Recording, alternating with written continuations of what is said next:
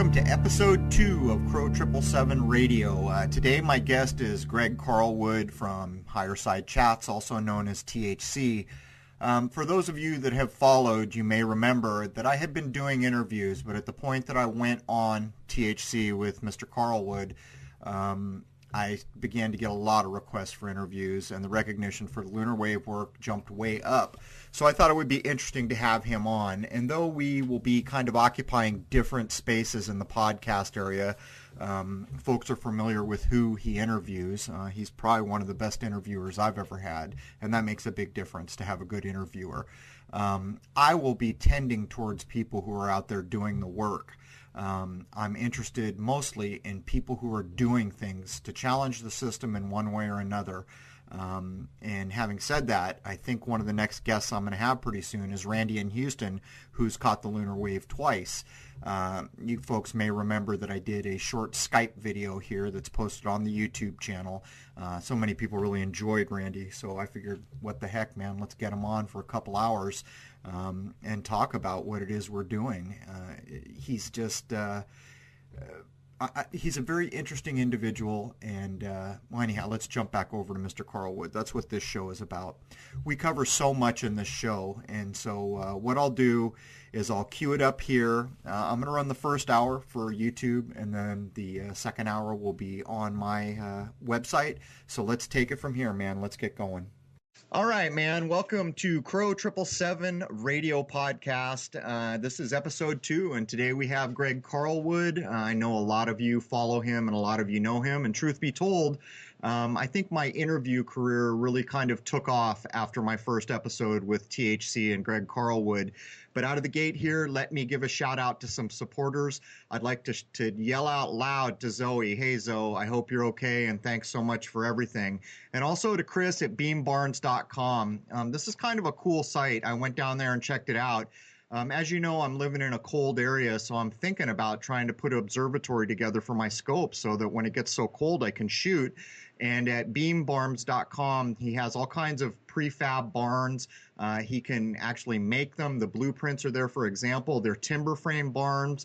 I think some are prefab. You can design your own thing. Very cool. So go check out Chris at beambarns.com. If you hit my site, you'll see his sticker there. It's beambarns.com. And if you do talk to Chris, tell him Crow sent you. Anyhow, let's get on with the show here. Welcome, Mr. Carlwood. Hey, honor and a pleasure, my man. I'm kind of jealous of you, man. I'm sitting out here in the cold and you're back in my hometown. How are things in San Diego? Oh, sunny as ever, my friend.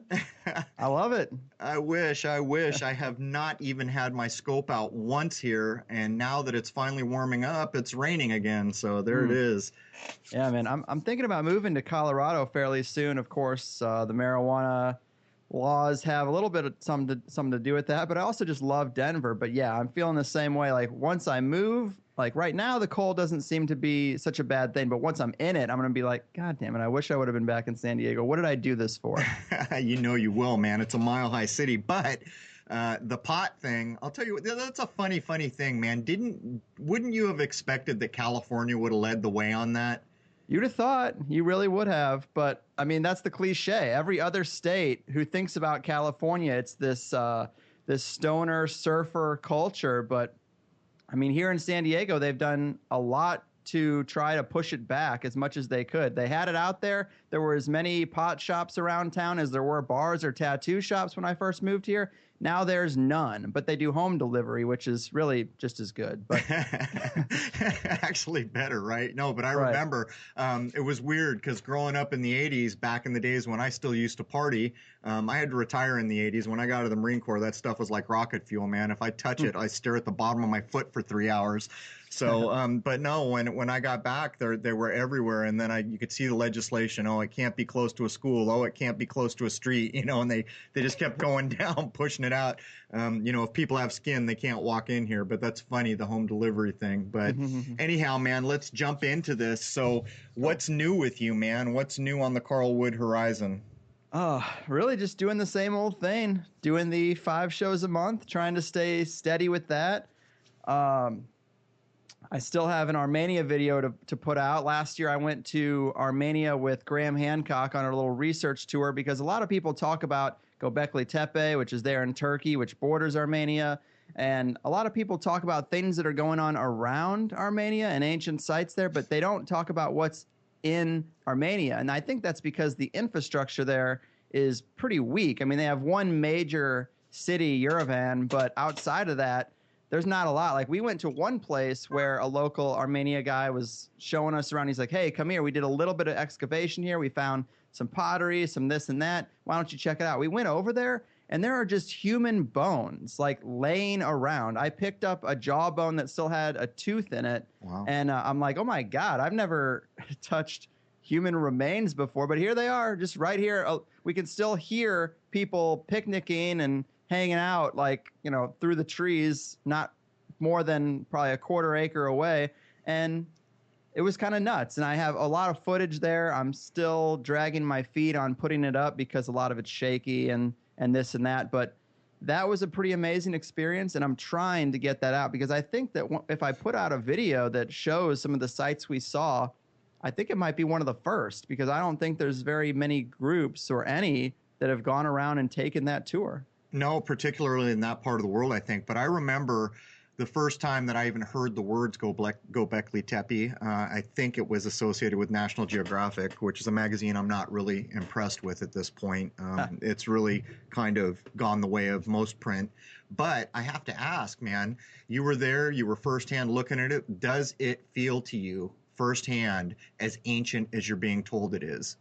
Well, I didn't get to go to Göbekli Tepe itself because that is in Turkey, and there's not good relations between Turkey and Armenia. But some of the sites I did see, yeah, they definitely had an air of ancientness to them. We went to this one particular kind of temple that had an altar area, and then below it you could open up this old gate, and there was like a little pit down there. And apparently it was for sacrifice. You know, you throw a sacrifice down there, you put the cage on top of it, and you burn it. I don't know if we're talking people. I don't know if we're talking animals. But I got down in there.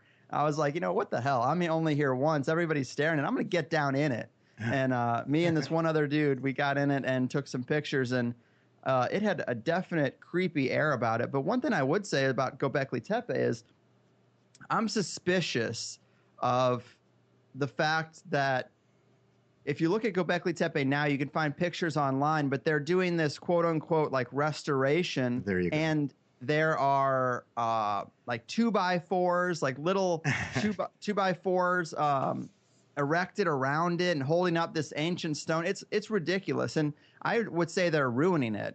Graham showed me some pictures when we were on the tour, and I was like, wow, this is, it's almost like a cover-up. It's almost like this was discovered so the Turkish government came in and said, oh, we're going to restore it. And really what you did is hide a lot of what made it special and what the researchers want to see. So I have my suspicions that, you know, also, not to get so much into Armenia, but Mount Ararat is one of their biggest monuments. It's this big mountain. They love it there. It has a lot of spiritual significance to them. The legend is that's where Noah's Ark landed. Of course, I think that is a rebranding of a much older story. But the point is it's important to them. And when they redrew the Turkish border after the Soviet Union left, they put Mount Ararat in Turkey. So here's two things that are really of significant value now in the Turkish border when it was redrawn. So I have my suspicions that the Western world was in communication. This is all speculative, but talking to the Turkish government said, hey, if you can keep these things under wraps, if you can keep the fringe explorers from checking this stuff out, we'll put it within your borders. And I feel like they kind of work to contain what's there in the same way that Egypt works to really keep a lid on the Giza Plateau. Well, you know, that's the whole reason I brought this up. Speaking of Egypt, you know, from what I understand, you don't even take pictures in their museum anymore. It's gotten that bad. But to get back to where you were, the reason I was going down that road with you is so many of the kind of I guess we'll call them fringe or alternative researchers, are beginning to question the versions of antiquity and history we've been handed, which is why I kind of asked to see if you had seen some of these things firsthand. It's one thing to feel something's ancient, like I'm in New England, so there's houses here with plaques on them saying it was built in 16 something.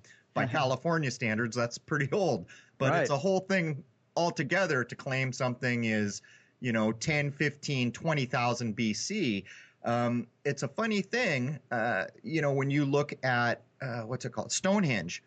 The people who have been researching Stonehenge are making a pretty convincing case that that place is just not as old as you've been told it is. And that's basically why I was asking you if you really felt like there was antiquity there. Yeah, I mean, it definitely felt old. And I also got to take a trip through Europe, which, of course, for an American is everything there is old, even just your typical pubs. I mean, my friend Gordon White, I've had him on the show a few times. He's a practicing chaos magician, really smart guy.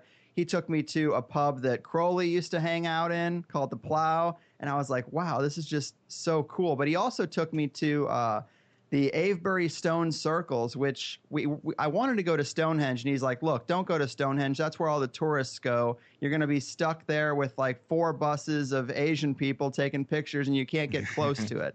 So why don't we go to something a little more off the radar, the Avebury Stone Circle? And that was great because we did get to spend some time there basically alone, which is, I think, the only time you can really feel, or maybe I'm just dense, but that's the only time I can really feel things that are old. Like it feels differently. Maybe I don't get distracted with all the people, but the Avebury Stone Circles, or at least this one, is where the famous comedian Bill Hicks, he was on mushrooms and had one of his UFO experiences there. So for me, that was pretty awesome. There was a little personal touch there that I loved. But I also interviewed a guy, Christopher Knight, who has done some work on what he calls the megalithic yard. And it's the system of measurement. It basically takes, instead of 360 degrees for a circle, it's 366, because if you were to look at the stars, apparently they rotate.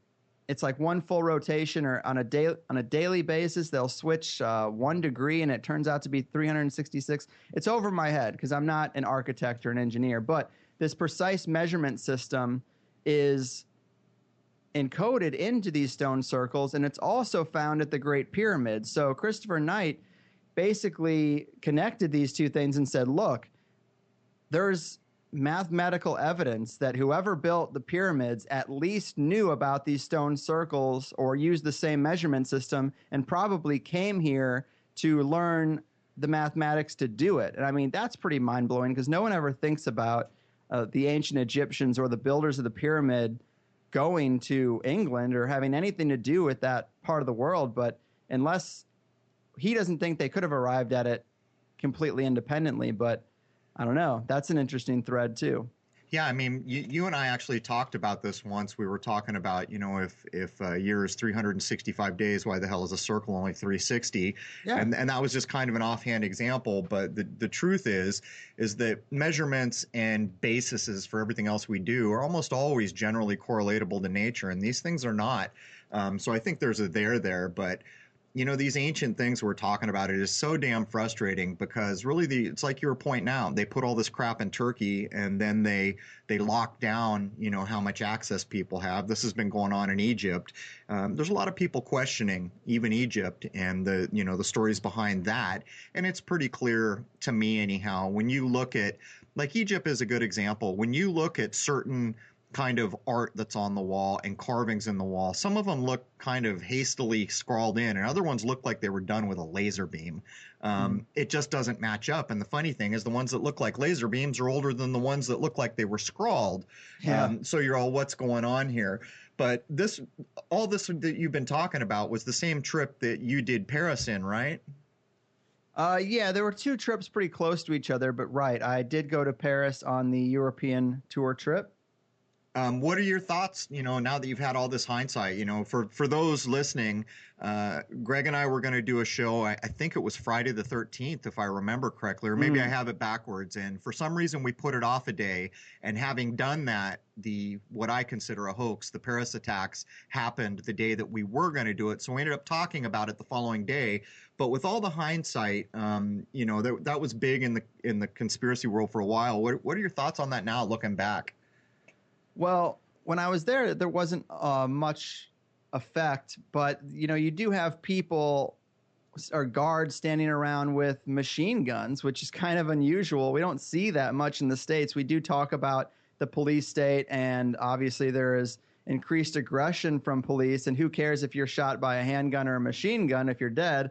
But it is a little creepy to see people standing around with machine guns. I didn't really expect that because typically, of course, we hear that that's kind of an American problem, the whole gun thing.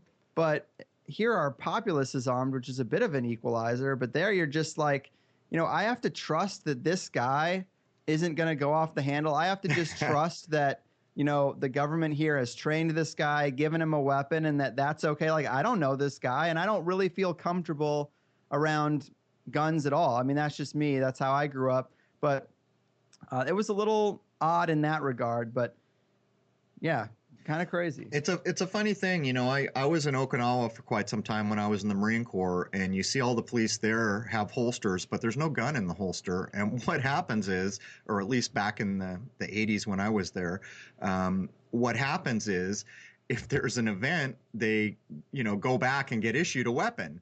But on Okinawa, I think the only murder that had happened in, I don't know, 10 or 20 years, they were telling us, was done by a Marine. So different place altogether. But it's a strange thing when you get to a place and people are armed in that way. And actually, to be honest with you, when I did my trip across, some of the checkpoints that are supposed to be like, do you have oranges or bananas in the car? Some of those dudes look paramilitary, and you're just thinking, really? They're checking us for bananas and oranges, and this guy's carrying an M16.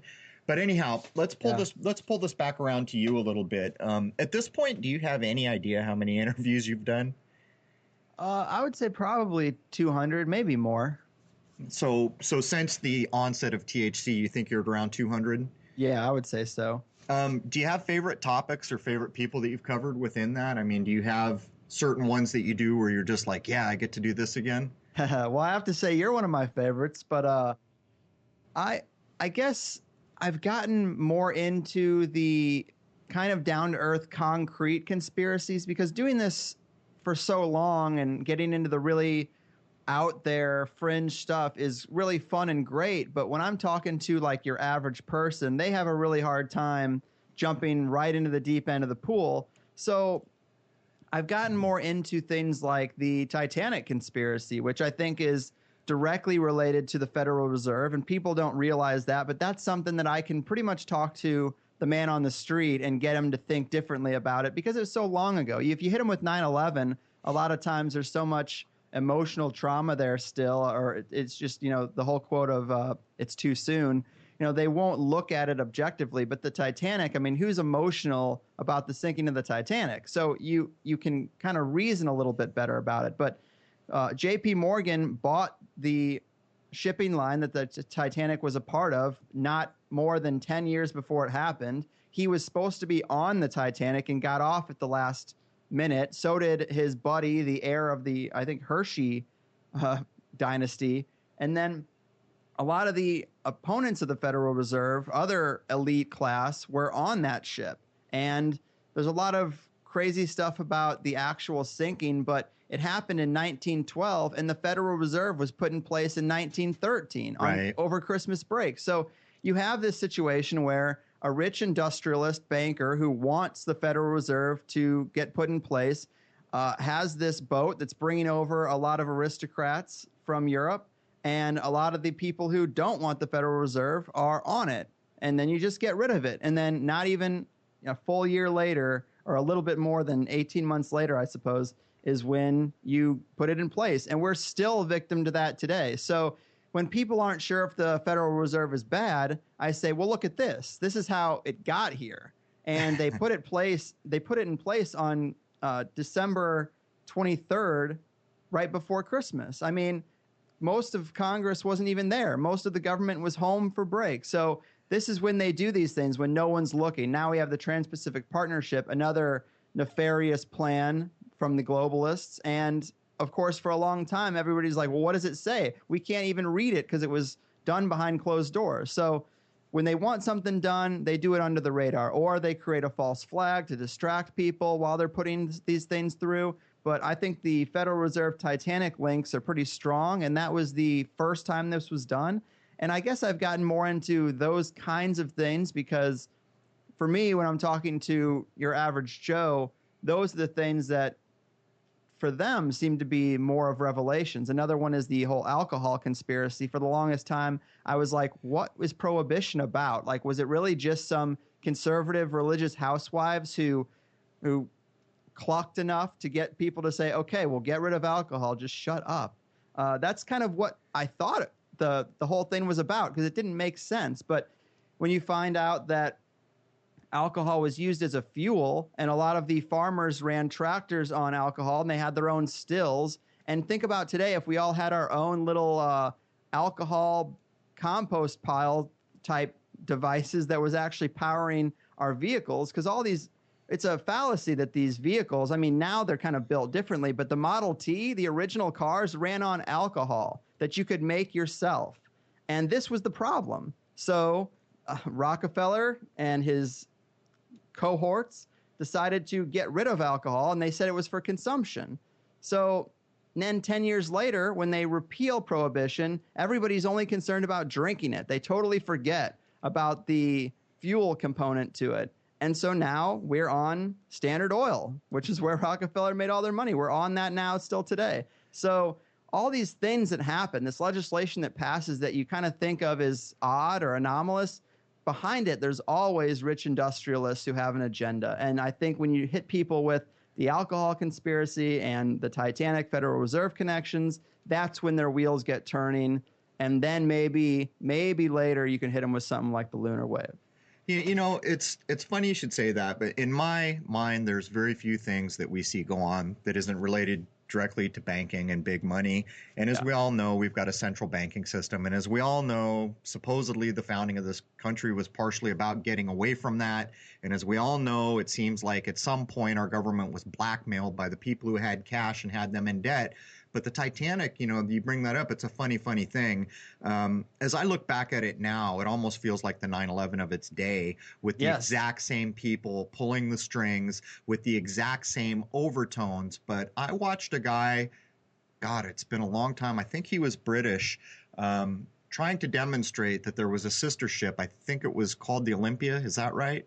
Or yeah, that's true. It was the Olympia. And he had demonstrated that when the supposed submersible went down and saw the Titanic, they had enough pictures to count the windows. The only differences between the Olympia and the Titanic, which were sister ships, was apparently the number of portholes. And he demonstrated, I guess, to his satisfaction, that the ship that was on the bottom was actually not the Titanic. It was the Olympia. And there was a whole thing going on. But the more I was looking at this and then fast forwarded up to the movie The Titanic, and, you know, you just walk away feeling like you're trying to be programmed into believing certain things when a big movie like that comes out. Actually, one of the biggest movies of all time now. But, I mean, do you get the sense of it? Was that the 9/11 of their day? Oh, I definitely think so. And you're right. There was a switch made, or supposed switch made. The reason is the Olympia was damaged already, and it was too expensive to fix. And of course, these guys are all about profit and loss. So if you can take a liability and kind of use it to your advantage, because obviously the Federal Reserve is a lot more profitable than some ship, you can basically sink your losing asset, and at the same time put in place a central bank that you can milk, and your kids can milk, and your grandkids can milk for the rest of your days. Yeah, it's crazy to think about just how intricately money is tied to all the things that we see. But I mean, that kind of is a good door to open to go on my next question to you, which is, you know, you've interviewed so many people that I'll probably never ever meet or talk to.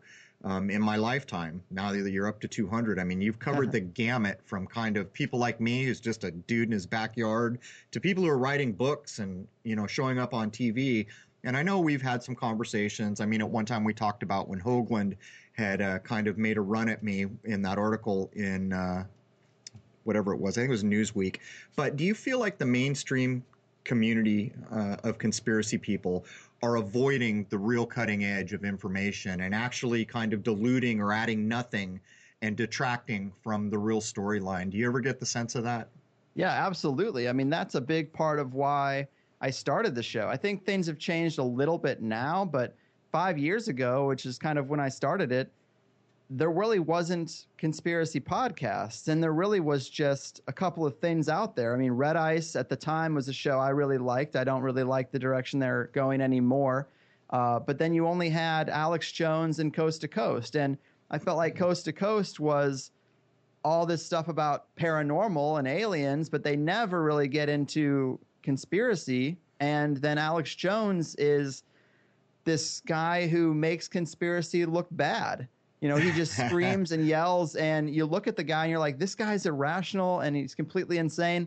And I think in both cases, it's just limited hangout. You have Alex Jones. He's the tip of the conspiracy iceberg as far as media is concerned. And there's a reason for that. He's allowed to be. So that's that right. Way, when The View decides that they're going to be all crazy and have a conspiracy guy on, he's the only one they get. And then they get him on. He was also he had that big Piers Morgan interview too. He goes on these more conventional shows where they get to say, see, we listen to all voices. And then he goes nuts and nobody hears anything he says. They just say, oh, here's that irrational conspiracy guy. And he subliminally to everybody else, subconsciously, he represents all of conspiracy. He represents the type of person who believes in these things. And of course, he acts crazy. He can't just go on and have a rational conversation about things like I had mentioned, the Titanic and the alcohol conspiracy. You can talk in a normal tone and discuss these things, but he refuses to. He's got the vein popping out of his neck, steam coming off his forehead. Like, that is a show, and there's a reason for it. And I think in Coast to Coast case, it's just the same kind of thing. They never get past the 101 level. He'll have guests that he's had on 5 times, and the first question will be like, so Dr. Stephen Greer, what do you think about aliens? It's like, well, you know what he's thought about aliens. You've interviewed him for hours already. Let's start at the deep end of the pool. Let's jump ahead. And it's always this introductory type stuff. And of course, they're limited by their formats. They have commercial breaks that are super lengthy. So you have a guest who talks for 10 minutes, then you have 10 minutes of commercial, then you have the next 2 minutes just getting back to where you were. And before you know it, before they can get deep into anything, it's another commercial. So I think that also helps. And that's kind of ironic too. I mean, what a 180. You have this show that's supposed to be exposing, things the government or the elite don't want us to know, being sponsored by the companies that the elite want to sell and make money off of. So clearly they're only telling you just enough. No, I mean, there's no doubt. It never ceases to amaze me, and I think that's a good synopsis. These people are there for a reason, and if you're going to be on the millions of people airwaves, you're going to play by the millions of people airwaves rules, which means you're never going to say a damn thing that matters. It's so funny because so many people who follow me still kind of mention Alex Jones and think he was the guy that snuck into Bohemian Grove and did all these things, and they don't really understand that he's a set piece. And that he serves a purpose, which you so succinctly just described. Mm-hmm. He's the call-in guy for the mainstream shows that makes us all look insane, because when you watch that guy, you think he probably should have had 6 less cups of coffee that day. Mm-hmm. And that's about all you get from him. But anyhow, let's move on. Let's move to a little bit more of where you have come. You've talked to so many people now, and I always wonder, what kind of an effect that has on you. In my experience, you start to talk to the people who seem like they've really kind of become very aware people. But these are the individuals who seem so jaded and so unwilling to deal with people who don't get it. And I wanted to ask you, I mean, where do you stand on the most basic thing, like aliens, as an example? I used to love aliens, and Now I think that I take more of the Jacques Vallée attitude of I think there's a connection between what people consider aliens and what magicians and occultists consider spirits. And I think that also another interesting note is that if you look at the ancient fairy lore, I know this is kind of weird for someone who might not be into cryptozoology, who's ever looked into these kind of things, but way before you had aliens, you had fairies. And in Ireland and the UK, all the stories there have a lot of parallels to the stories of aliens. A lot of medical experiments, a lot of stealing of kids, a lot of genetic type stuff. And it makes you think if this phenomenon isn't way older than we think it is, and that the alien motif is just our cultural overlay, our modern cultural overlay for the same phenomenon. And I think that that's kind of where I am with aliens. I think it's a lot older. I'm not even sure that they're aliens from Zeta Reticuli like they say, because that's the thing. Why do we think that they're aliens from outer space? Because they tell us. We have people who are saying they have these experiments, which are sometimes super painful, super traumatic, and then obviously not with the person's best interest in heart. They're treating them like rats in a lab. And then we ask them where they're from, and they say, "Oh, we're from outer space," and we just take them at their word. What if they're from here?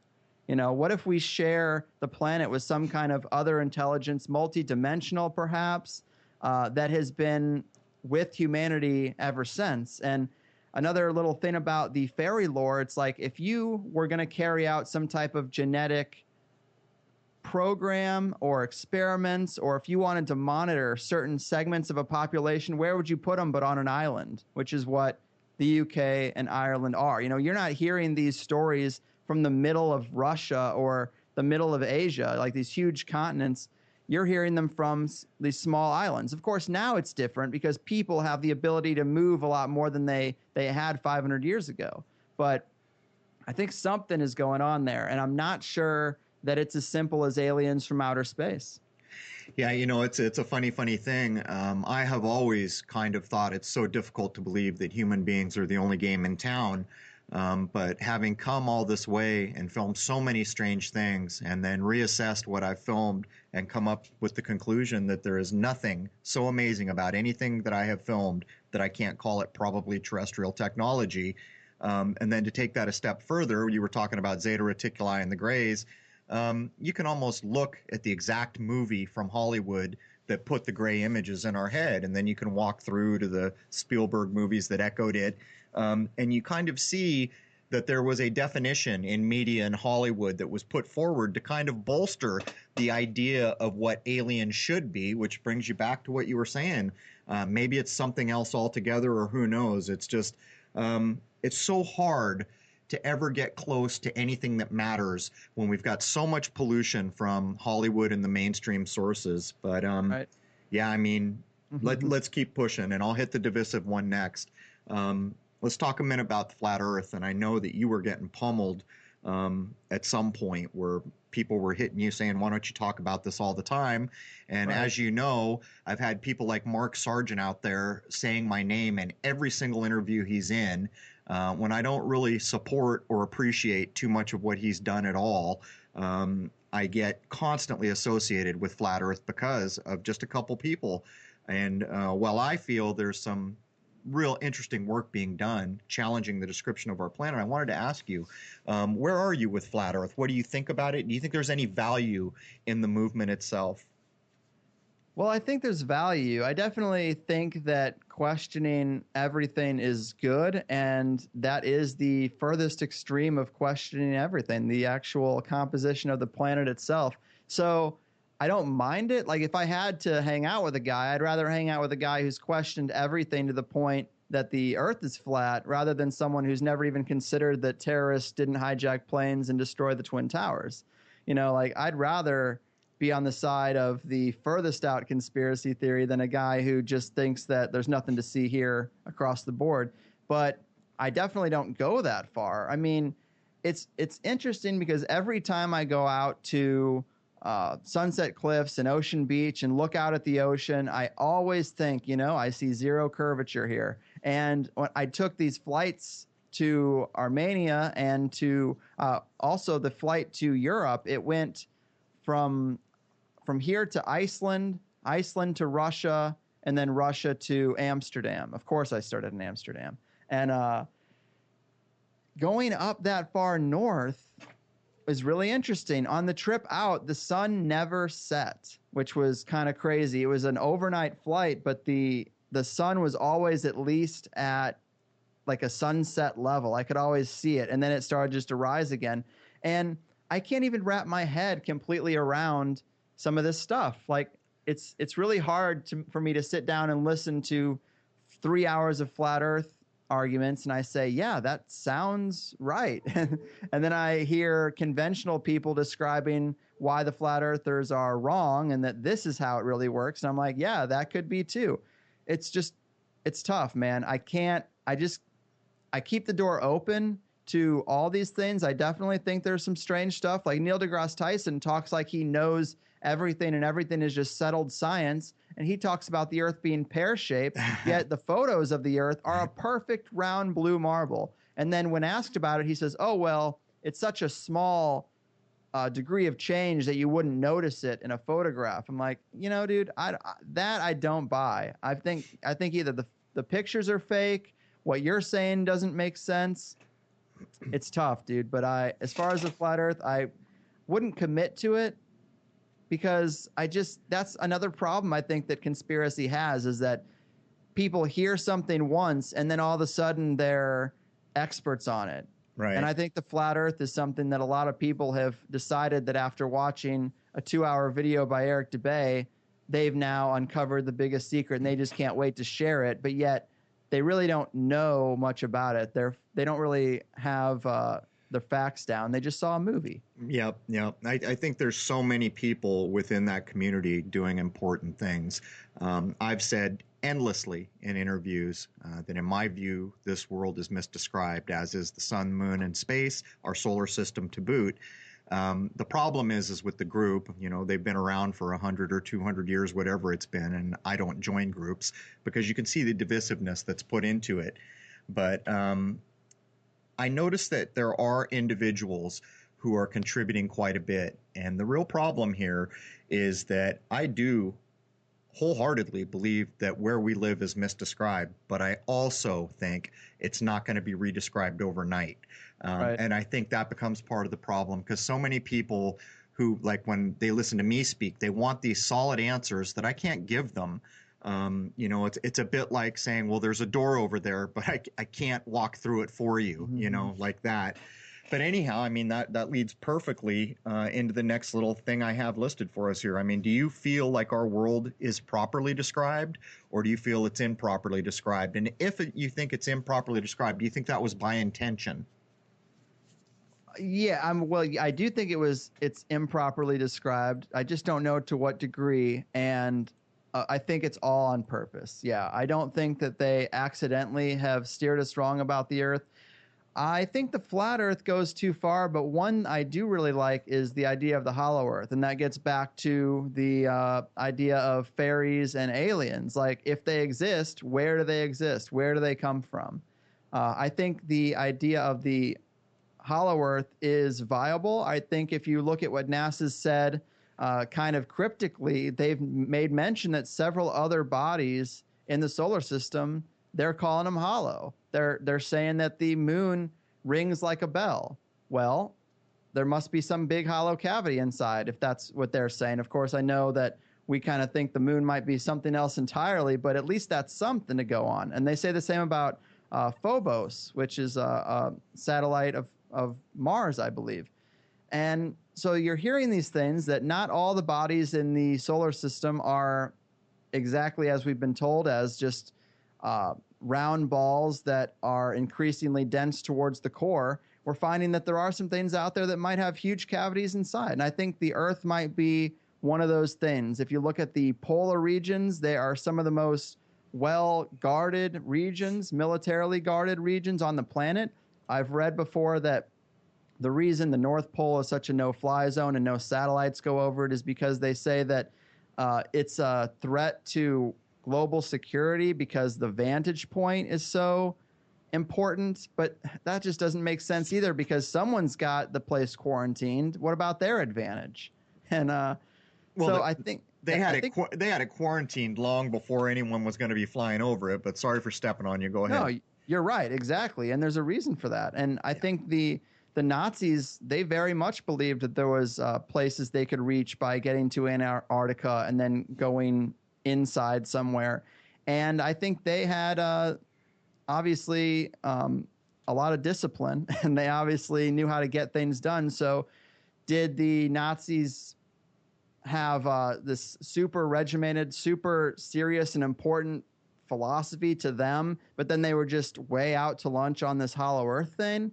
I don't know. Maybe, but I don't think the earth is properly described. I think it might be hollow. That's about as far as I would go. Yeah, and I think that I do agree with you on certain points there. One is that any place that is so segregated, and I think, 47 nations guarding the border of Antarctica, something like that.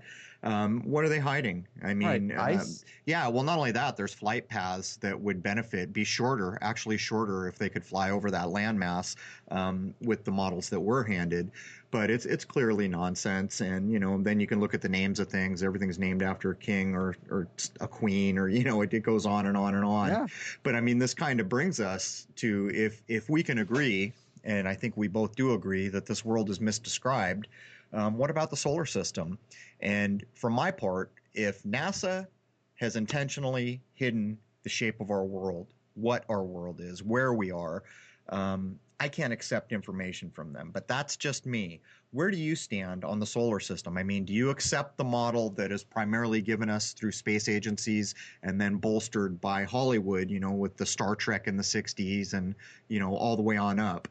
Right. Yeah. I think the Hollywood angle is really important. So much of what we know, like you mentioned the alien motif earlier, so much of what we get in our heads is from Hollywood, and space is no different. I'd say our ideas, our mental pictures of space are way more solidified by Hollywood than they are NASA even. Because all NASA's images, you can't even make out what you're seeing usually. It's usually like infrared mapping and stuff, and it doesn't even...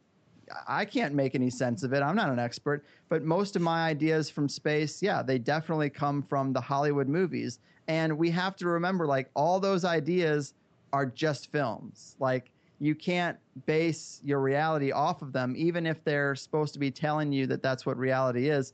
I think there's something up there for sure. I mean, talk about the speed in which our planets are supposed to be rotating and orbiting, and then you have these stars billions and trillions of light years away that are actually supposed to be like in the exact same position for generations. Like, I don't know. It seems a little fishy that these things wouldn't get out of alignment with all the crazy motion that we're told is going on. It's weird. Yeah, I mean, everything. Talk about the ultimate way to keep a world off balance. Everything is spinning. I mean, even your solar system is spinning within a galaxy in their model. Even the galaxy is spinning within a larger group. I mean, there's nothing that is not spinning. And if you take that back to our world, you and I are about to be upside down in about 30 minutes. It's a very strange thing. And this has always been a problem. I made the mistake in an interview of being a little bit rude to the Electric Universe people, because I was just tired of hearing the same thing over and over and over. And so I've been very careful to apologize to the Electric Universe folks, though I do not agree with them. This is my problem. I mean, if we come to a point where we say we can't accept information from NASA because they lie for a living, we doubt the description of the place we live. So how can we accept the place, any other description of any place? And, there's the Electric Universe, which in my view is basically just taking the NASA model and electrifying it. And I know you must have dealt with it by now. So, I mean, what about Electric Universe?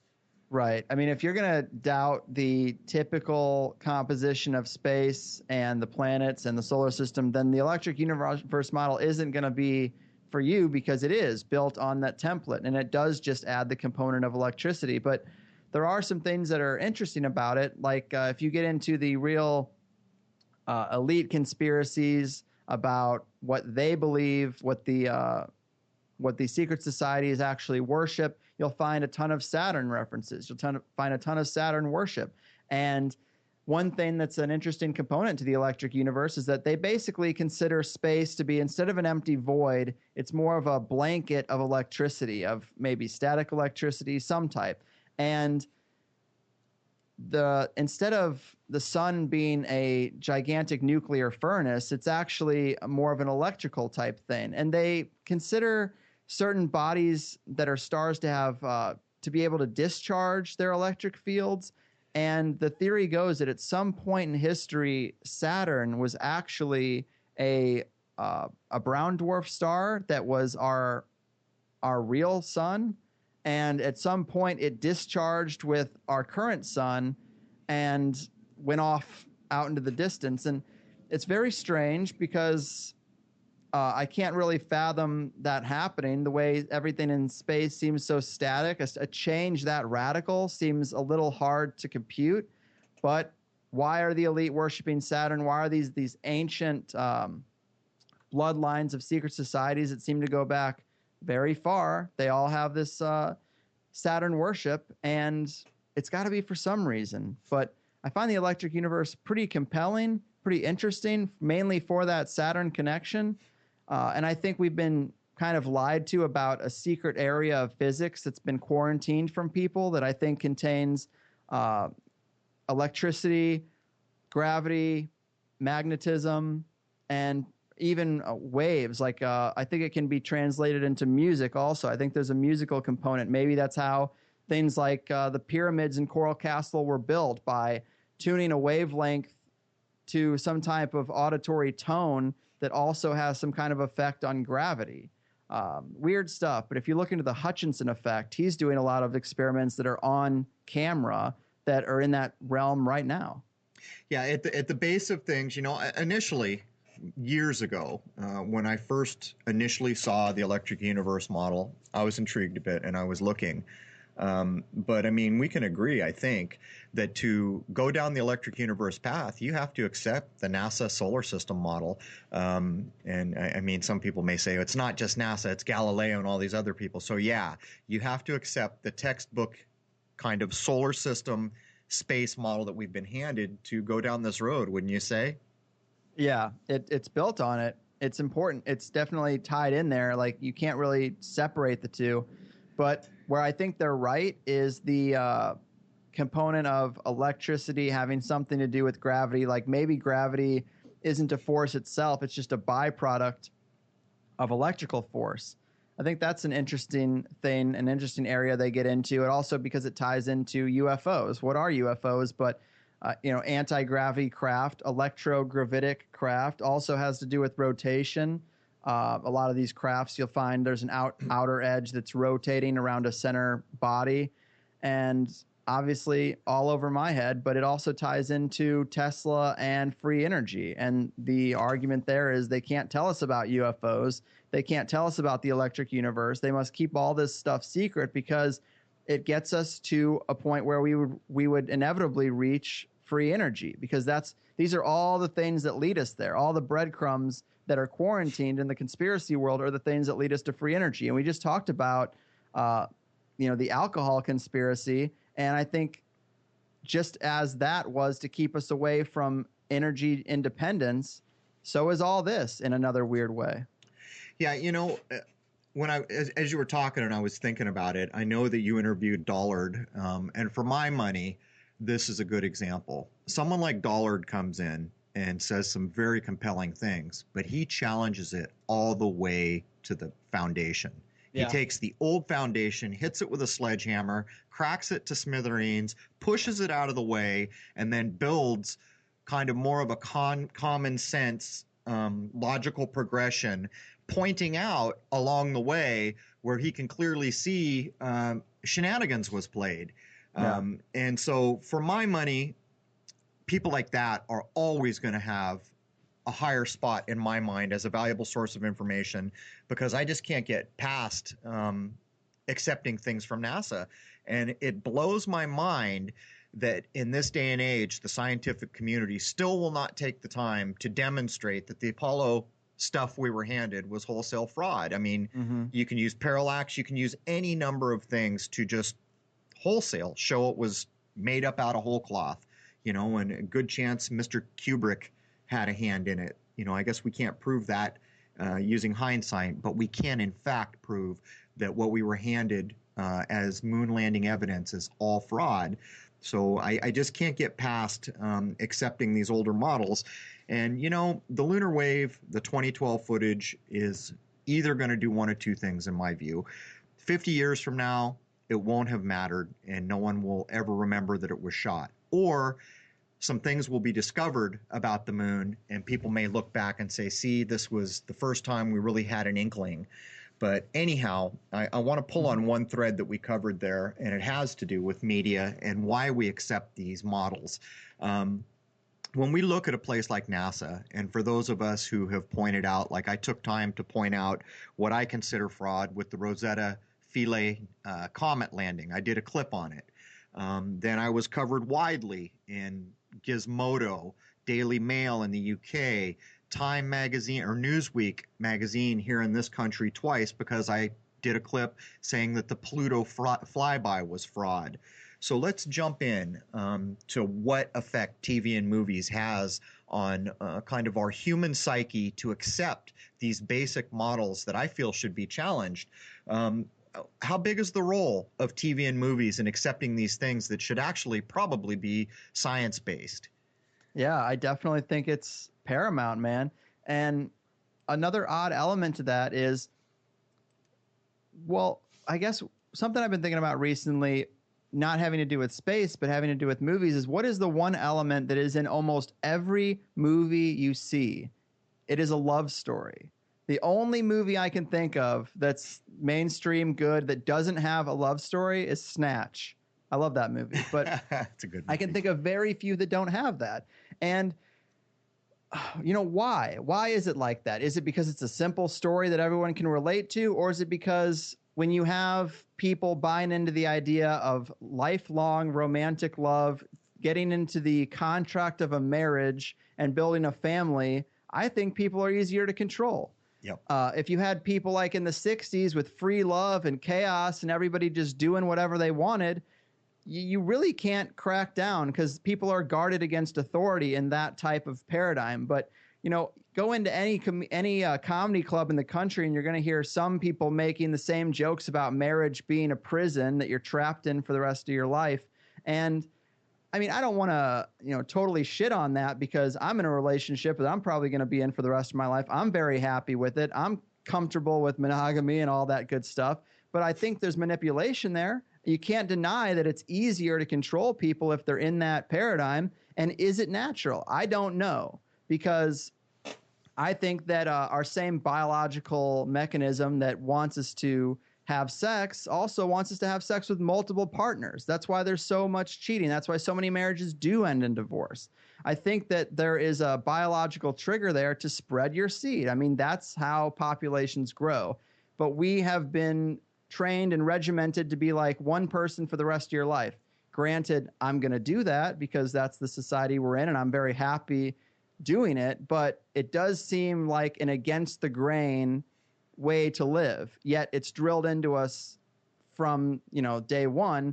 And I think movies have a lot to do with that. The idea of romantic love, this everlasting love, marriage isn't really like that as far as I know. I mean, it's work and it can work, but I think it's an against the grain thing. And I think Hollywood is the number one mechanism that makes us chase that ideal, and how convenient that it also makes us easier to control. And I think that's kind of a 101 basis of how these things start. But yeah, everything we know about space, same thing. You can actually go on YouTube and find this really good example in archery.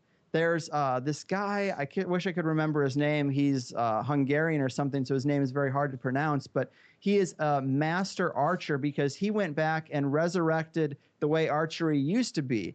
And we all think of archery from movies like Lord of the Rings, where you're standing in the back of the battlefield. All right, pull, shoot, and then you fire like these thousands of arrows that go over the battlefield and come down like rain on the other side.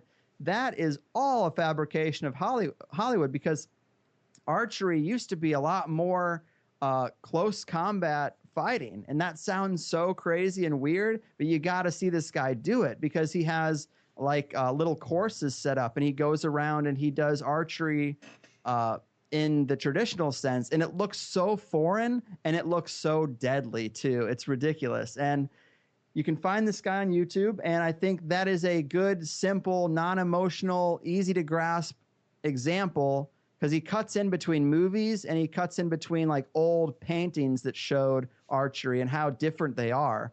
And it just goes to show Hollywood creates so many ideas in our mind that are not reality. And you got to constantly think about that and challenge it and try to figure out, where reality really is.